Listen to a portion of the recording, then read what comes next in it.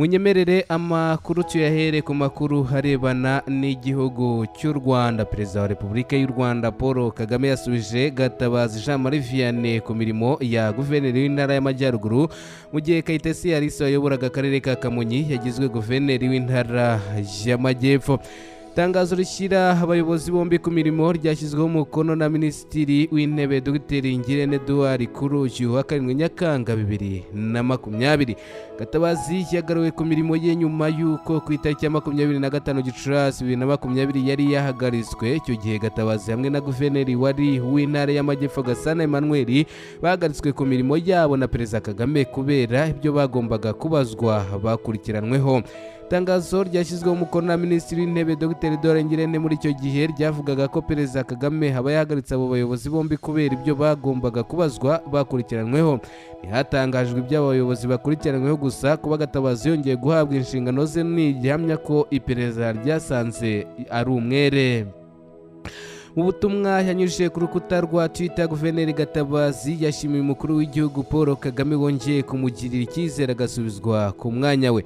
Mu gihe Gatabazi yagaruwe mu mirimo, mugenzi we Gasana Emmanuel wayoboraga intara y'Amajyepfo yasimbujwe Kayitesi Alice.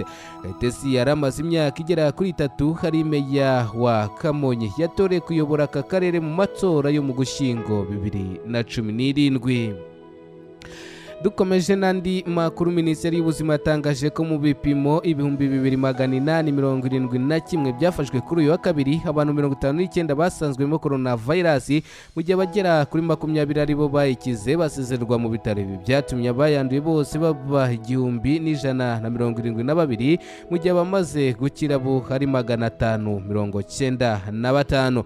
Tangazo rya Minisiteri y'Ubuzima ryo kuri uyu wa 2 ryerekana ko abarwayi bashya bagaragaye i Kigali 49 barimo abo mu kigo kinyurwamo by'igihe gito cya Kigali n'abari mu kato mu karere ka Kicukiro. Rusizi ni 5, Nyamasheke 3, Kirehe umuntu umwe, Nyagatare naho hakaba hagaragaye umuntu umwe.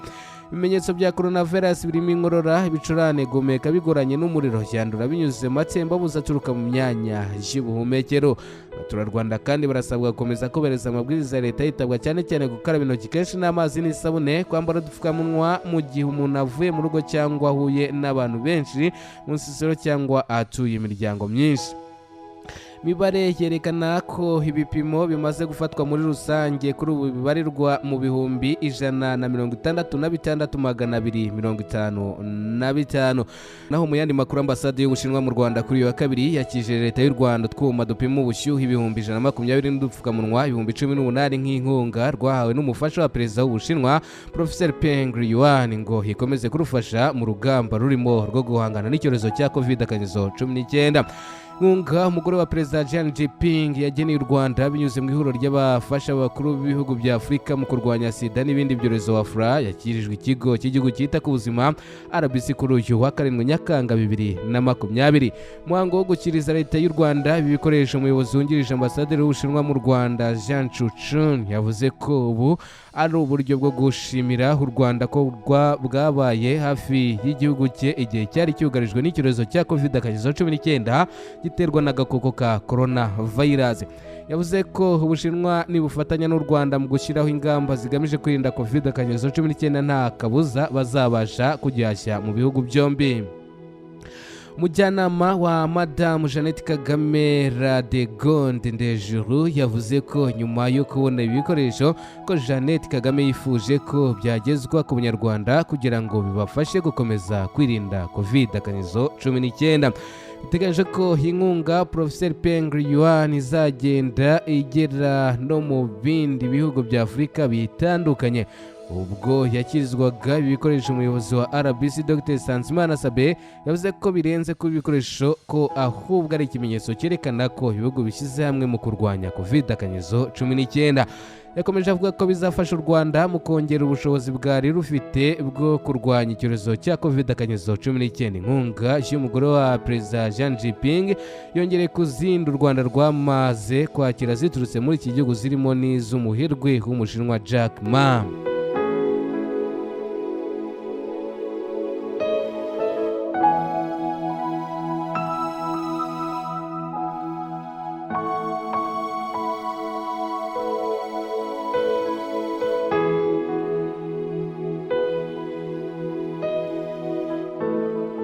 twerekeje mu makuru havugwa hanze y'igihugu cy'u Rwanda. Nyuma yo gufatwa ibipimo inshuro zigera kuri enye, inzego z'ubuzima muri Brazil zatangaje ko perezida w'iki gihugu Jair Bolsonaro yanduye icyorezo cya COVID-19. Jair Bolsonaro uyobora Brazil yapimwe ku nshuro ya kane kuri uyu wa karindwi Nyakanga 2020 nyuma yo kugaragaza ibimenyetso biranga iki cyorezo birimo n'umuriro mwinshi. Umukuru w'igihugu yagiye yumvikana kenshi hanyuza bijyanye na coronavirus, aho yayitaga ibicurane byoroheje bidashobora kugira ikintu gikomeye bimuhungabanyaho. Bolsonaro yagiye yumvikana kandi asaba ba guverineri gufungura bimwe mu bikorwa byari byafunzwe kubera icyorezo cya COVID, avuga ko bigamije gusa gusubiza ubukungu bw'igihugu inyuma. Uretse kudagacira icyorezo cya COVID-19, Bolsonaro hashinjwa kugandisha abaturage be kuko mbere yuko atangira kuvuga izo mvugo zose zumvikanisha ko COVID-19 ntacyo ari cyo, umubare w'abanduye muri iki gihugu wabarirwaga mu bihumbi 40 mu gihe abari bamaze gupfa bari munsi y'ibihumbi 3. Nyuma y'izi mvugo ze, ubwandu muri iki gihugu bwatangiye kwiyongera mu buryo budasanzwe, aho kugeza uyu munsi amaze kwandura barenga 1,600,000 mu gihe abamaze gupfa bazize COVID-19 bo bagera ku bihumbi 65.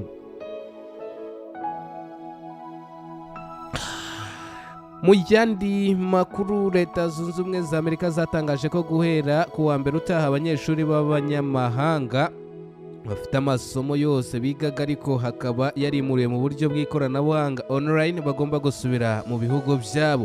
Ikigo gishinzwe abinjira n'abasohoka muri Amerika ICE cyatangaje ko abanyeshuri b'abanyamahanga baba biga muri kaminuza cyangwa mu mashuri y'imyuga batemerewe gukomeza kuba muri Amerika kandi amasomo biga yose yarimuriwe mu buryo bw'ikoranabuhanga hindwa coronavirus.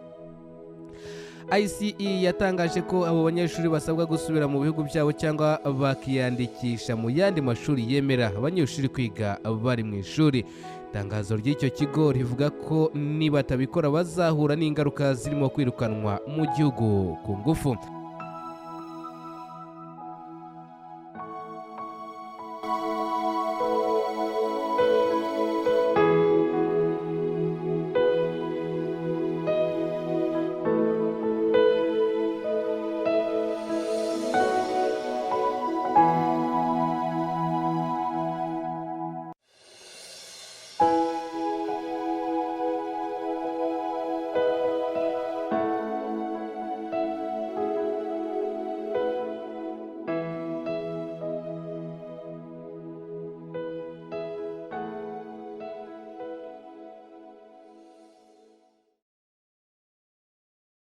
Munyemerere amakuru tuyahere ku makuru harebana n'igihugu cy'u Rwanda. Perezida wa Repubulika y'u Rwanda Paul Kagame yasubije Gatabazi Jean-Marie ku mirimo ya guverineri w'intara y'Amajyaruguru, mu gihe Kayitesi Alice wayoboraga akarere ka Kamonyi yagizwe guverineri w'intara y'Amajyepfo. Itangazo rishyira abayobozi bombi ku mirimo ryashyizweho umukono na Minisitiri w'Intebe Dr. Ngirente Edouard kuri uyu wa karindwi Nyakanga 2020. Gatabazi yagaruwe ku mirimo ye nyuma y'uko ku itariki ya 25 Gicurasi 2020 yari yahagaritswe. Icyo gihe Gatabazi hamwe na guverineri wari w'intara y'Amajyepfo Gasana Emmanuel bahagaritswe ku mirimo yabo na Perezida Kagame kubera ibyo bagombaga kubazwa bakurikiranweho. Itangazo ryashyizweho umukono na Minisitiri w'Intebe Dr. Edouard Ngirente muri icyo gihe ryavugaga ko Perezida Kagame aba yahagaritse abo bayobozi bombi kubera ibyo bagombaga kubazwa bakurikiranweho. Ntihatangajwe iby'abo bayobozi bakurikiranweho gusa, kuba Gatabazi yongeye guhabwa inshingano ze n'igihamya ko iperereza ryasanze ari umwere. Mu butumwa yanyujije ku rukuta rwa Twitter, Guverineri Gatabazi yashimiye umukuru w'igihugu Paul Kagame wongeye kumugirira icyizere agasubizwa ku mwanya we. Mu gihe Gatabazi yagaruwe mu mirimo, mugenzi we Gasana Emmanuel wayoboraga intara y'Amajyepfo we yasimbujwe Kayitesi Alice. Kayitesi yari amaze imyaka igera kuri 3 hari meya wa Kamonyi, yatoreye kuyobora aka karere mu matora yo mu Gushyingo 2017. Dukomeje n'andi makuru, Minisiteri y'Ubuzima yatangaje ko mu bipimo 2871 byafashwe kuri uyu wa kabiri, abantu 59 basanzwemo coronavirus, mu gihe abagera kuri 20 aribo bayikize basezerwa mu bitaro. Ibi byatumye abayanduye bose baba 1172, mu gihe abamaze gukira bo hari 595. Itangazo rya Minisiteri y'Ubuzima ryo kuri uyu wa kabiri ryerekana ko abarwayi bashya bagaragaye i Kigali 49 barimo abo mu kigo kinyurwamo by'igihe gito cya Kigali n'abari mu kato mu karere ka Kicukiro. Rusizi ni 5, Nyamasheke 3, Kirehe umuntu umwe, Nyagatare naho hakaba hagaragaye umuntu umwe. Ibimenyetso bya coronavirus birimo inkorora, ibicurane, gomeka bigoranye n'umuriro, yandura binyuze mu matembabuzi aturuka mu myanya y'ubuhumekero. Abaturarwanda kandi barasabwa gukomeza kubereza amabwiriza ya leta, yitabwa cyane cyane gukaraba intoki kenshi n'amazi n'isabune, kwambara udupfukamunwa mu gihe umuntu avuye mu rugo cyangwa ahuye n'abantu benshi mu nsisiro cyangwa atuye imiryango myinshi. Mibare yerekana ko ibipimo bimaze gufatwa muri rusange kuri ubu bibarirwa mu bihumbi 166,255. Naho mu yandi makuru, Ambasade y'Ubushinwa mu Rwanda kuri uyu wa kabiri yakije leta y'u Rwanda utwuma dupima ubushyuhe 120 n'udupfukamunwa 18 nk'inkunga rwahawe n'umufasha wa Perezida w'Ubushinwa Professor Peng Liyuan ngo ikomeze kurufasha mu rugamba rurimo rwo guhangana n'icyorezo cya COVID-19. Nkunga umugore wa Perezida Xi Jinping yageneye u Rwanda binyuze mu ihuriro ry'abafasha bakuru b'ibihugu bya Afurika mu kurwanya sida n'ibindi byorezo Afra, yakirijwe ikigo